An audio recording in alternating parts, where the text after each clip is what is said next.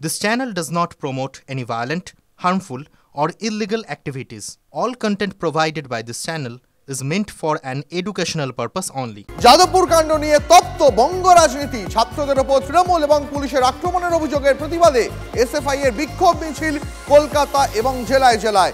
রাস্তায় আগুন জ্বালিয়ে বিক্ষোভ দেখানো হচ্ছে। শহর কলকাতা থেকে জেলা, কলেজ, বিশ্ববিদ্যালয়গুলিতে দ্রুত ছাত্র সংসদ নির্বাচন করতে হবে, এই দাবি তুলে রাজপথে এসএফআই। এই মুহূর্তে কলেজ স্ট্রিটে এসএফআই এর মিছিল থেকে আমাদের সহকর্মী সুপ্রিয় রয়েছেন। আমি সরাসরি সুপ্রিয়র কাছে চলে যাব। সুপ্রিয়, মিছিল এই মুহূর্তে কোথায় রয়েছে, ছবিটা কেমন জানতে চাইবো, পাশাপাশি বক্তব্য শুনতে চাইবো।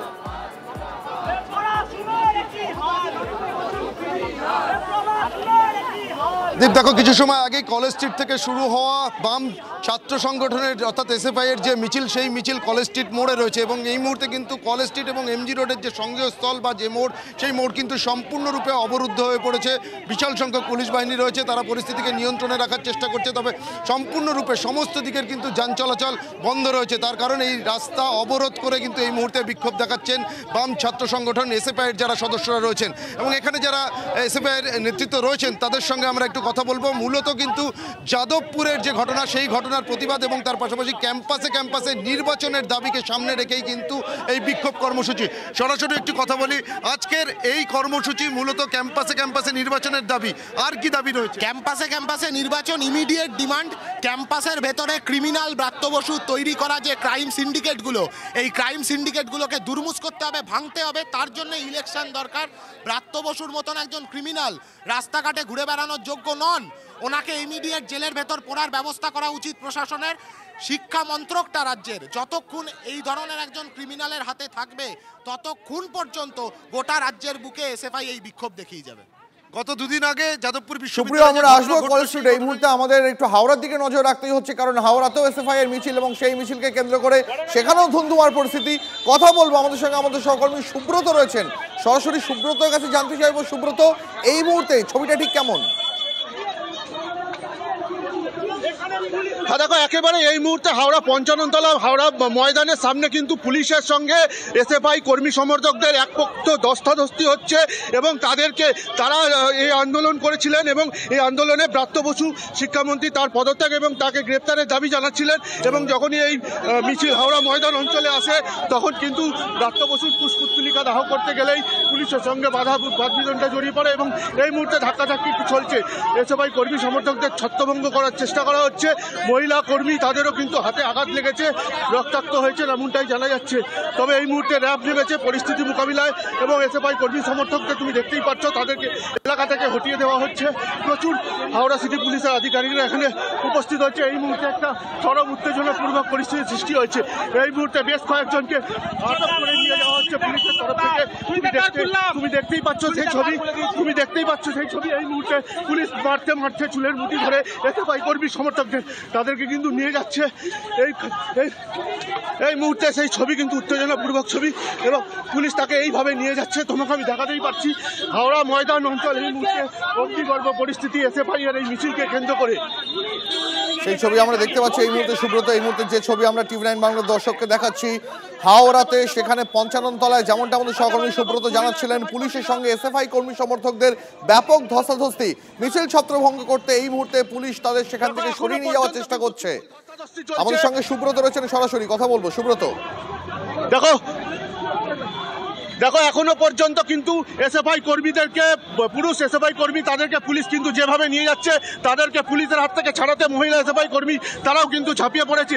এই মুহূর্তে পুলিশ এবং এসএফআই কর্মীদের খণ্ডযুদ্ধ চলছে। একেবারেই দেখো এসএফআই কর্মীদের সরাসরি অভিযোগ, 4 জন কর্মীকে এখনো খুঁজে পাওয়া যাচ্ছে না যারা এই মিছিল অংশগ্রহণ করতে এসেছিল। সব মিলিয়ে তোমাকে দেখাবো ছবিটা। এই মুহূর্তে একটা টানাপোড়েন চলছে। আরে অসুস্থ হয়ে গেছে, এই দেখতে পাচ্ছ তুমি, অসুস্থ হয়ে পড়েছে এসএফআই কর্মী, তার জিভ বেরিয়ে গেছে। এখনো পর্যন্ত মহিলার সঙ্গে টানাটানি চলছে, উল্টো দিকে রাস্তাঘাট। মহিলা পুলিশ কোথায় এখানে সুব্রত? এখানে মহিলা পুলিশ কোথায়? এসএফআই এর মহিলা সমর্থককে টেনে নিয়ে যাচ্ছে পুরুষ পুলিশ। একেবারেই দেখো একেবারেই দেখো পুরুষ পুলিশ রয়েছে, মহিলা পুলিশ এই মাত্র যোগ দিয়েছে এবং যে মহিলা এসএফআই কর্মীরা তাদেরকেও কিন্তু ট্রেনে হিচড়ে সরানোর চেষ্টা চলছে। চরম একটা উত্তেজনাপূর্ণ পরিস্থিতি চলছে। পাশাপাশি রাস্তার ধারে যে উত্তেজনা চলছে সেখানে বাসও কিন্তু চলছে, ফলে যে কোনো মুহূর্তে একটা অপ্রীতিকর ঘটনা ঘটে যেতে পারে। পুলিশ কি আগে থেকে প্রস্তুত ছিল না এরকম একটা ঘটনা ঘটবে, এরকম একটা এসএফআই একটা মিছিল আসবে যাকে কেন্দ্র করে কি পর্যাপ্ত পুলিশ প্রথমে দেওয়া যেত না বা মহিলা পুলিশ দেওয়া যেত না? এই মুহূর্তে কিন্তু এসএফআই কর্মী সমর্থকদের পুলিশ এবং র্যাব তারা সম্ভব হলে একটু এসএফআই কর্মী সমর্থকদের সঙ্গে কথা বলতে চাইবো যদি সম্ভব হয়। একেবারে দেখো আমি একটু কথা বলে নেওয়ার চেষ্টা করবো। দিদি কি হয়েছে, কি হলো আজকে? আমরা শান্তিপূর্ণ প্রতিবাদ করছিলাম, তৃণমূলের আশ্রিত গুন্ডা বালতি করে জল এনে আমাদের কুশপুতুল পর নেভালো এবং পুলিশ সেটা দাঁড়িয়ে দাঁড়িয়ে দেখলো। এখন যখন আমরা প্রতিবাদ করছি আমরা সেই মানুষটির খোঁজ চাইছি, পুলিশ দিতে পারছে না, উল্টে আমাদের কজন এই মুহূর্তে নিখোঁজ রয়েছে? আমাদের সম্পাদক, জেলা সম্পাদক সৌরভ দাকে অ্যারেস্ট করেছে পুলিশ, কমরেড সৌরভ মণ্ডলকে। আমাদের সভাপতি, যিনি জেলা সভাপতি, ওনাকে অ্যারেস্ট করা হয়েছে। সৌরভ মণ্ডল গুরুতরভাবে অসুস্থ। একেবারে দীপ, তুমি শুনতেই পাচ্ছ বেশ কয়েকজন এসএফআই কর্মী যারা এই মিছিলে অংশগ্রহণ করেছিলেন তাদেরকে কিন্তু খুঁজে পাওয়া যাচ্ছে না। অন্যদিকে জেলা সম্পাদক তিনি কিন্তু অসুস্থ হয়ে পড়েছেন, সেই ছবি আমি তোমাকে দেখাচ্ছি। এখনো তাকে সুস্থতার চেষ্টা চলছে এই মুহূর্তে। সে কিন্তু সংজ্ঞাহীন হয়ে পড়েছে, জলটা দে তার গলায় মুখে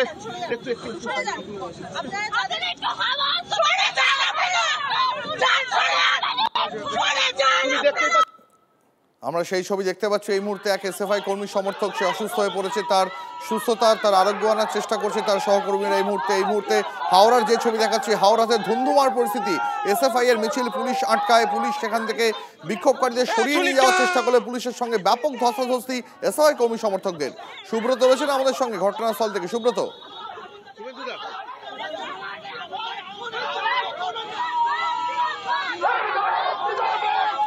কথা বলবো সুব্রতর সঙ্গে। এই মুহূর্তে আরো একটা ছবি দেখাই আপনাদের। এই মুহূর্তে কলেজ স্ট্রিটের দিকে সরাসরি নজর রাখবো, কারণ কলেজ স্ট্রিটেও পরিস্থিতি ক্রমশই উত্তপ্ত হয়ে উঠছে। আমাদের সঙ্গে আমাদের সহকর্মী সুপ্রিয় গুহ রয়েছেন কলেজ স্ট্রিট থেকে। সুপ্রিয়, এই মুহূর্তে কলেজ স্ট্রিটের ছবিটা কি? কারণ বেশ কিছুক্ষণ ধরে গাড়ি চলাচল সম্পূর্ণ বন্ধ রয়েছে কলেজ স্ট্রিটের মোড়ে।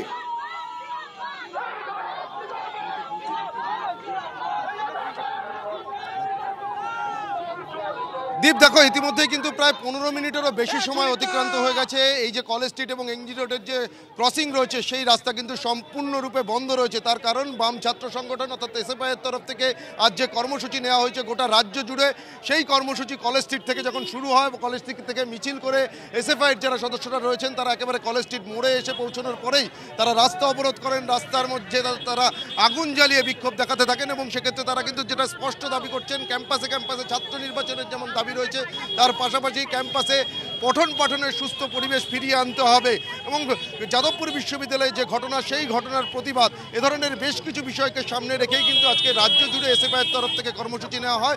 ঠিক একইভাবে কলেজ স্ট্রিটেও কিন্তু এসএফআই যারা ছাত্র সংগঠনের সদস্যরা রয়েছেন তারা যখন মিছিল শুরু করেন সেই মিছিল কলেজ স্ট্রিট মোড়ে পৌঁছানোর পরেই রাস্তা অবরোধ করে প্রায় 15 মিনিটেরও বেশি সময় ধরে তারা রাস্তা অবরোধ করেন। এই মুহূর্তে বিশাল সংখ্যক পুলিশ বাহিনী এসে পৌঁছে তারা কিন্তু এসএফআই যারা সদস্যরা ছিলেন তাদেরকে রাস্তা থেকে সরিয়ে দিচ্ছেন। এই মুহূর্তে তারা কলেজ স্ট্রিটের দিকে অর্থাৎ ভেতরের দিকে তারা চলে যাচ্ছেন। যান চলাচল আস্তে আস্তে শুরু হচ্ছে, তবে বেশ খানিকটা সময় ধরে কিন্তু এই রাস্তা অবরুদ্ধ হয়েছিল এবং সেক্ষেত্রে এসএফআই যারা সদস্যরা রয়েছেন তারা কিন্তু যেটা দাবি করছেন যে আগামীতেও ছাত্র সংসদ নির্বাচনের দাবিতে তাদের এই আন্দোলন চলবে এবং ক্যাম্পাসে বিশৃঙ্খলা বন্ধ করে সুস্থ পরিবেশ, পঠন পাঠনের পরিবেশ ফিরিয়ে আনতে হবে। এমনকি শিক্ষামন্ত্রীর বিরুদ্ধেও কিন্তু তারা আজকে তাদের এই আন্দোলনের মধ্যে দিয়ে ক্ষোভ উগড়ে দিয়েছেন। সব কিছু মিলিয়ে এখনো পর্যন্ত তারা কিন্তু তাদের আজকের এই যে কর্মসূচি এখানেই তারা সমাপ্ত করছেন। আরো একবার হাওড়ার দিকে নজর রাখবো, কারণ হাওড়াতে এসএফআই এর মিছিলে বাধা দিতেই শুরু হয়ে যায় ধস্তাধস্তি, রাস্তায় আগুন জ্বালিয়ে বিক্ষোভ, ছাত্রদের উপর তৃণমূল এবং পুলিশি আক্রমণের অভিযোগ। প্রতিবাদে কলেজ স্কোয়ারেও এসএফআই এর বিক্ষোভ মিছিল। পাশাপাশি দুটো ছবি দু জায়গা থেকে আমাদের দুই প্রতিনিধি সরাসরি তাদের প্রতিবেদন তুলে ধরছিলেন। এই মুহূর্তে আবার হাওড়ায় নজর রাখতেই হবে। হাওড়া থেকে সুব্রত রয়েছেন আমাদের প্রতিনিধি সরাসরি। সুব্রত, এই মুহূর্তে ছবিটা ঠিক কেমন? বসিয়েছি, ইভেন এখন সৌরভদাকে আমরা হাসপাতালে নিয়ে গেছি। আমরা এখন সৌরভদার কাছে যাব হাওড়া জেলা হাসপাতালে। সহকর্মীরা, হ্যাঁ আমরা জানিও না, এখনো আমরা জানি না, আপনারা আমাদেরকে ঘিরে রেখেছেন, আমরা জানিও না তারা কোথায় আছে? স্বাগতিকা সেন। বেশ, আমি কথা বলবো সুব্রতের সঙ্গে, তবে এই মুহূর্তে টিএমসিপি রাজ্য সভাপতি তৃণাঙ্কুর ভট্টাচার্য আমাদের সঙ্গে রয়েছেন। তৃণাঙ্কুর, হাওড়াতে আমরা দেখছিলাম এসএফআই এর সঙ্গে পুলিশের ব্যাপক ধস্তাধস্তি, সেখান থেকে অভিযোগ আসছে যে তৃণমূলের কিছু লোক, কিছু গুন্ডা, তারাও নাকি আড়াল থেকে আবডাল থেকে সেই বিক্ষোভে বাধা দেওয়ার চেষ্টা করছে। দেখুন, আমার এমন কিছু জানা নেই। আমার তো সবচেয়ে আশ্চর্য লাগছে এইটা ভেবে, একটা ছাত্র সংগঠন কিভাবে মাধ্যমিক পরীক্ষা বা ইউনিভার্সিটি পরীক্ষার সময় এইসব মিটিং মিছিল বা ধর্মঘট করতে পারে। আজকে ছাত্র সংগঠনের প্রধান কাজ ছাত্রছাত্রীদের পাশে থাকে। আজকে যেখানে উচ্চ মাধ্যমিক চলছে, গার্জেনরা স্টুডেন্টরা ফিরবে পরীক্ষার পরবর্তী পর্যায়ে, পরের দিন আবার তাদের পরীক্ষা রয়েছে, আজকে ইউনিভার্সিটির পরীক্ষা চলছে সেখানে, সেই সময় কিভাবে করতে পারে? এবং আমাদের অনেক মুভমেন্ট করার ছিল। আমরা কিন্তু শুধু পরীক্ষার জন্য আমরা পলিটিক্যাল মুভমেন্ট করছি না এখন, কারণ আমাদের কাছে পলিটিক্সের থেকে অনেক বেশি জরুরি হচ্ছে ছাত্রছাত্রীদের সুবিধা দেওয়া, গার্জিয়ানদের নিশ্চয়তা দেওয়া। আজকে এরা অ্যাকচুয়ালি মিডিয়া সামনে ফুটেজ খাওয়ার জন্য এসব করছে, যেহেতু এদের তো আর কিছু অস্তিত্ব বলে নেই, আর সিপিএম পার্টির ক্ষেত্রে নতুনদের জায়গা কোনোদিন নেয়নি। তাই আজকে এই নতুনরা নিজেদের জায়গা তৈরির জন্য এইসব হয়তো করছে। সে যে করার করুক, বাংলার মানুষ সাথে বিশ্বাস করে না। এরা বিলো 5% চলে এসছে, এখন দুদিন পর হয়তো 1% to 2% বিরাজ করবে। এদের নিয়ে অত বক্তব্য রাখার ঠিক আছে। বেশ, আপনাকে অনেক ধন্যবাদ। কথা বলছিলাম তৃণাঙ্কুর ভট্টাচার্য, টিএমসিপির রাজ্য সভাপতির সঙ্গে। অসুস্থ হয়ে গেছে।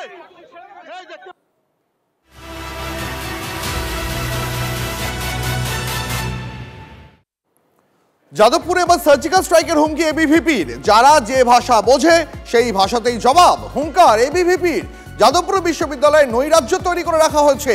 এবিভিপি নিশানায় অতি বামেরা। এসএফআই অপ্রাসঙ্গিক হয়ে যাচ্ছে বলেই কি এই নাটক করা হচ্ছে? একই সঙ্গে তৃণমূল কংগ্রেসকেও নিশানা এবিভিপির।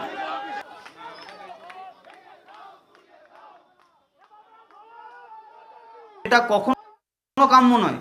একজন শিক্ষামন্ত্রীর ওপরে বান্দরের মতো লাফালাফি করতে করতে গাড়ির ওপর উঠে যাওয়া, আবার ঠিক একইভাবে শিক্ষামন্ত্রীর গাড়ির তলায় একজন ছাত্র পিছিয়ে যাবে, এটাও কখনো কাম্য নয়। আজকে যাদবপুর বিশ্ববিদ্যালয়কে এরা নৈরাজ্য তৈরি করে রেখেছে। আমি তো স্পষ্টভাবে বলতে চাই যে যাদবপুর বিশ্ববিদ্যালয়ে আগামী দিনে বিদ্যার্থী পরিষদ সার্জিক্যাল স্ট্রাইক করবে।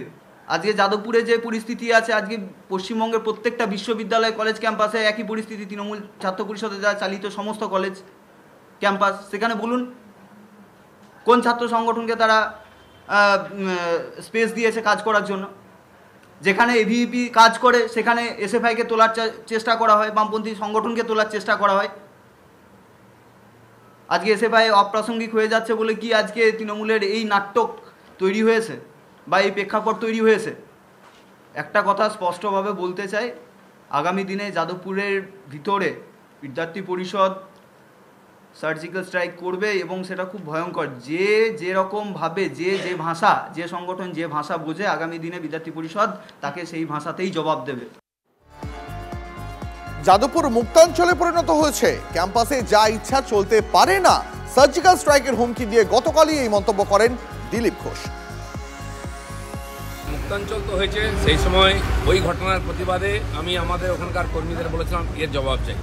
আর কিভাবে আমরা সার্জিক্যাল স্ট্রাইক করেছিলাম যাদবপুর ইউনিভার্সিটিতে আপনারা দেখেছেন।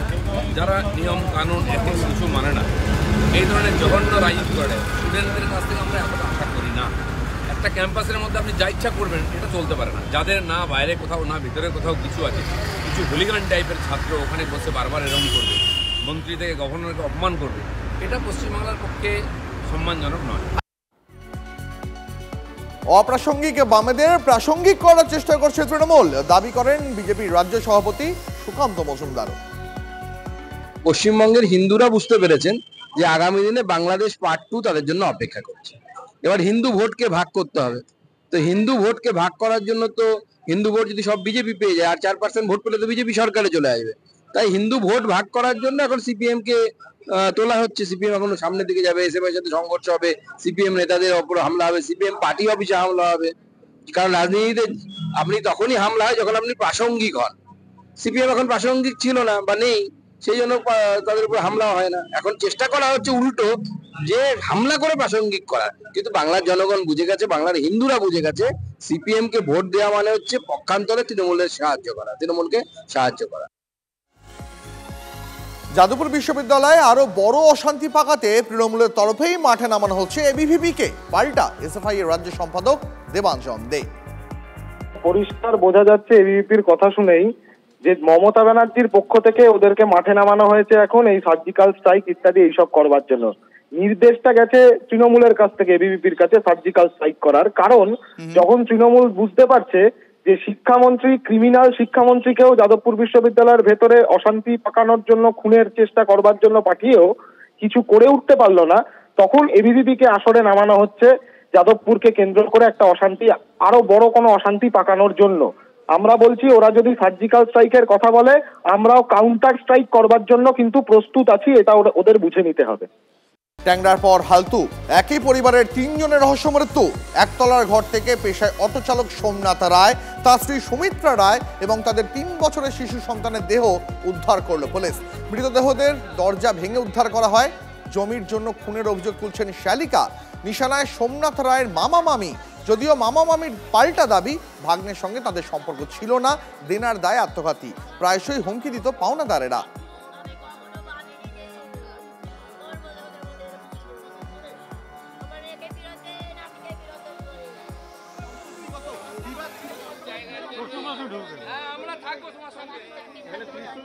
কোনো লন্ডনের জন্য কিছু হয়নি, ঠিক আছে? তিলে তিলে মারা হয়েছে আমার বোনের ছেলে বোনের বরকে, তিলে তিলে আমার বোনকে আমার বোনের ছেলেকে এরকম ভাবে মেরেছে, বুঝতে পেরেছেন? এই তো জমির জন্য মেরেছে, জমির জন্য। সম্পত্তি আকলে আকলে মরবে না এবার। ঝামা অনেক দিন ধরে চলছিল।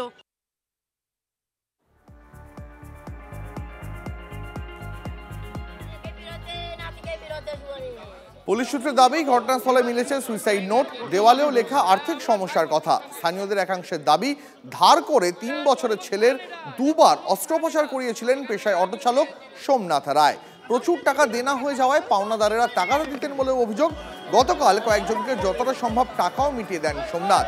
পুলিশের প্রাথমিক অনুমান ছেলেকে খুন করে তার নিথর দেহ নিজের কোমরের সঙ্গে বেঁধে আত্মহত্যা করে বাবা। পুলিশ সূত্রে আরো জানা গেছে সুইসাইড নোট এবং দেওয়ালে সোমনাথ রায়ের মামা মামি এবং পাওনাদারদের নাম লেখা রয়েছে। মামা মামিকে থানায় নিয়ে গিয়ে জিজ্ঞাসাবাদ চালাচ্ছে পুলিশ।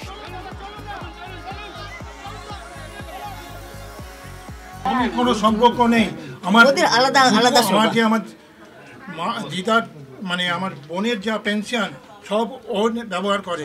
আমার মার কোনো সম্পত্তি টাকা পয়সা এত ভালোবাসা, ওদের ভালোবাসা দেখে সহ্য করতে পারেনি। ওই যে জায়গা নিয়ে আমি বলেছিলাম যে জায়গা বিক্রি করে দিয়ে চলে আয়, নাহলে ভাড়া থাক কোথাও। ওর মামা আমি এই জায়গাটা সোজা ওই জায়গাটুকু, ঠিক আছে? তো ওই জায়গাটুকু ওকে যেটুকু ওর মা বাবা থাকতে দিয়ে গেছে ওইটুকুনি নাকি আবার ভাগ হবে যেটুকু থাকে। তো ওই জায়গাটা নিয়ে আজ 3-4 বছর ধরে মেয়ের উপরে অত্যাচার করছিল, ঠিক আছে? মেয়ের জামাইয়ের উপরে। ওর মামা মামি বললো যে একদিন হলে বাঁচতে তো পারবো না। বাবার জায়গাটাও যেটুকু ওর পেয়েছে সেটা ওর নামে নেই, ঠিক আছে? ওর মানে আপনার কি কোথাও মনে হয় যে এই চাপে পড়ে আত্মঘাতী হয়েছে? হ্যাঁ, এই চাপে পড়ে করেছে। কারণ আছে, অনেক ব্যাপার আছে, এগুলো না বসলে আর আপনারা কোনো বিশ্বাস করবেন না। যে সমস্ত করেছে সেগুলো বিশ্বাস হবে না, আর বিশ্বাস করে না। আর তান্ত্রিক ধরেছে, বড় তান্ত্রিক ধরেছে।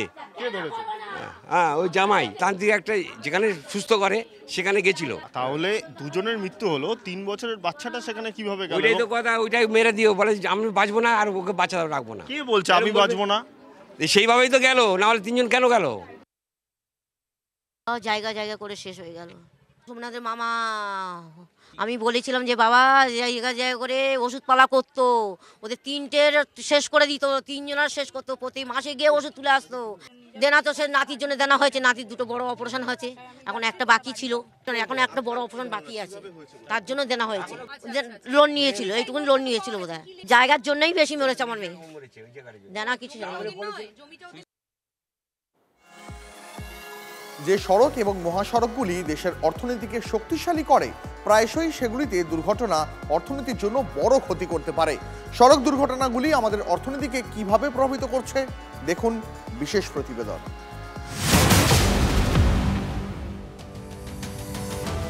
আজ ভারত বিশ্বের দ্বিতীয় বৃহত্তম সড়ক নেটওয়ার্কের দেশ হয়ে উঠেছে। চীনকে পেছনে ফেলে ভারত এই অবস্থান অর্জন করেছে।